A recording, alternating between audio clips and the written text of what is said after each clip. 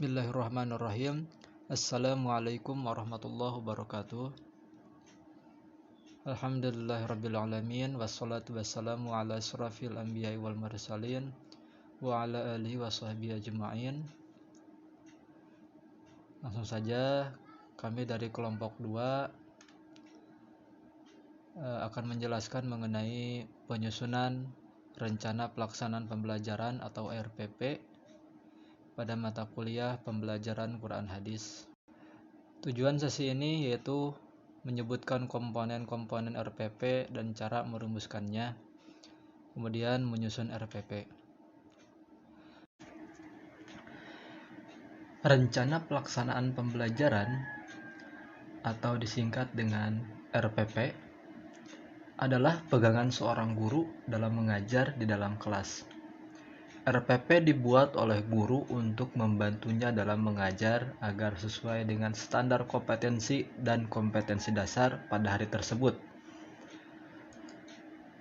Menurut Permendikbud nomor 65 tahun 2013 tentang standar proses, rencana pelaksanaan pembelajaran adalah rencana kegiatan pembelajaran tatap muka untuk satu pertemuan atau lebih.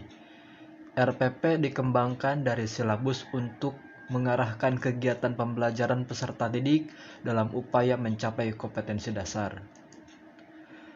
Kemudian tujuan rencana pelaksanaan pembelajaran yaitu yang pertama mempermudah, memperlancar, dan meningkatkan hasil proses belajar mengajar. Kemudian dengan menyusun RPP secara profesional, sistematis, dan berdaya guna, maka guru akan mampu melihat, mengamati, menganalisis, dan memprediksi program pembelajaran sebagai kerangka kerja yang logis dan terencana. Kemudian di sini komponen RPP. RPP sedikitnya mencakup 7 komponen. Yang pertama, identitas sekolah atau madrasah, kelas atau semester, tema dan subtema, kemudian pembelajaran atau pertemuan keberapa. Kemudian alokasi waktu, waktunya misalkan 1 jam bisa 40 menit atau 1 jam bisa 40 menit, jadi 2 kali 40 menit berarti 2 jam, itu 1 kali pertemuan. Kemudian nomor 3, KI, kompetensi inti, kompetensi dasar, indikator pencapaian kompetensi. Yang keempat, materi pembelajaran. Di sini tema, materinya apa, temanya apa. Kemudian nomor 5, media atau alat, bahan, dan sumber belajar. Yang keenam, kegiatan pembelajaran. Yang terakhir adalah penilaian. Langsung ke format RPP.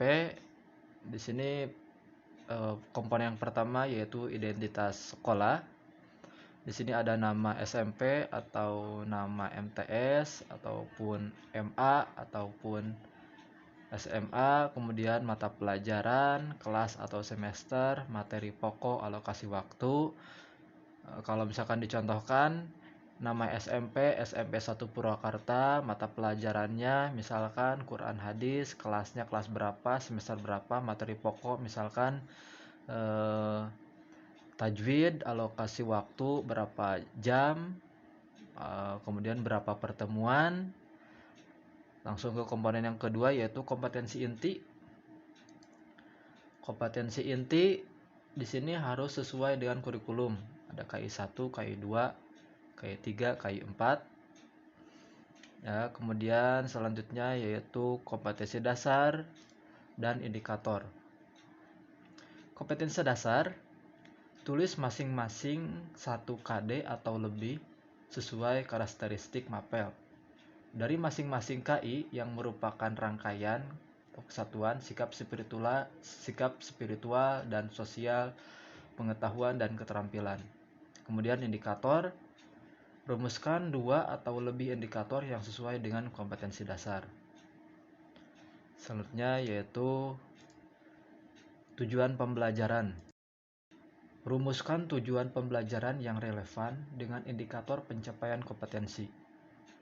Kemudian tujuan pembelajaran dirumuskan dengan menggunakan kata kerja operasional yang dapat diamati dan diukur yang mencakup sikap, pengetahuan, dan keterampilan. Kemudian materi pembelajaran, tulis sub tema atau topik sebagaimana disarankan pada silabus untuk masing-masing pertemuan.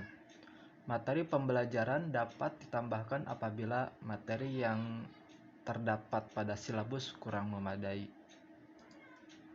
Kemudian metode pembelajaran. Metode yang direkomendasikan untuk diterapkan adalah metode saintifik yang diperkaya dengan inquiry, learning, pendekatan berbasis masalah, dan pendekatan berbasis proyek.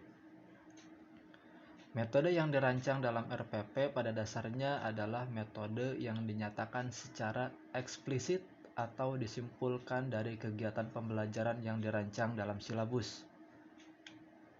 Kemudian media, alat,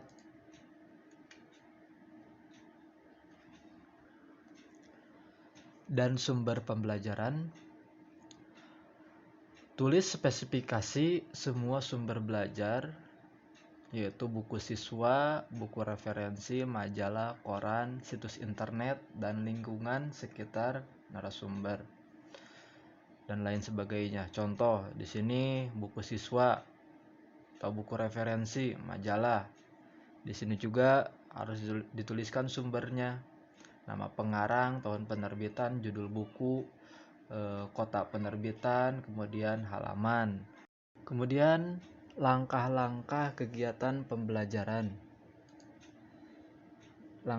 Di sini untuk RPP bisa untuk 2 pertemuan, bisa untuk 1 pertemuan, tergantung materi. Kalau di sini yang dicontohkan yaitu 2 pertemuan, di mana ada pendahuluan, kegiatan inti, kemudian penutup.